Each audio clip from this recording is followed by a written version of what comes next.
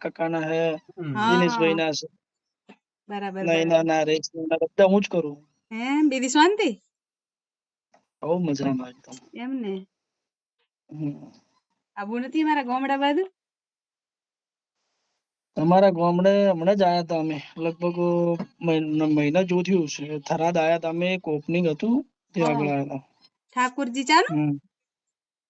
ના ના, અમારે દુકાનનું, રાજા ઇમિટેશન દુકાન નહીં થરાદમાં, હા એનું ઓપનિંગ હતું ત્યારે આયા હતા. એમ હમ.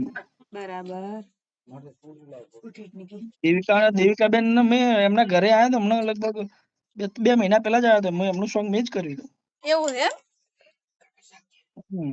બરાબર. તો આ દેવિકાબેન લીંબાડા ના મેં રેડાવા મારે નિયને થોડુંક જેટું છે ગમ એ લીંબાડા મેં આયા હતા, એમના ઘરે જ આયા હતા. એમ એમનું પેલું આગળ વાળું સોંગ ચાલ્યું એમ, આ પરદેશ ગયા છે ને song એમાં.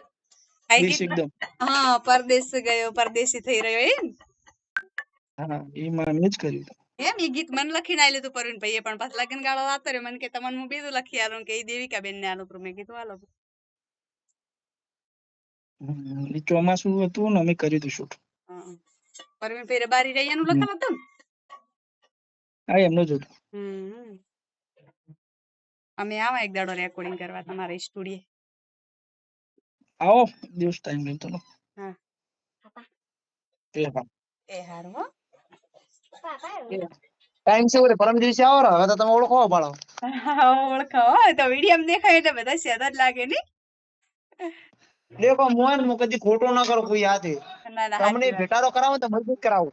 હા કશું વાંધો નહીં આવો હો એક દાડો. પરમ દિવસે મેળ પડે તો આવો હેડો. આ તો છે કે એટલા દાડ તો આપણી ઓળખો નથી, બાકી તમે તો આપલે પોકી ગયો. સાચી વાત છે.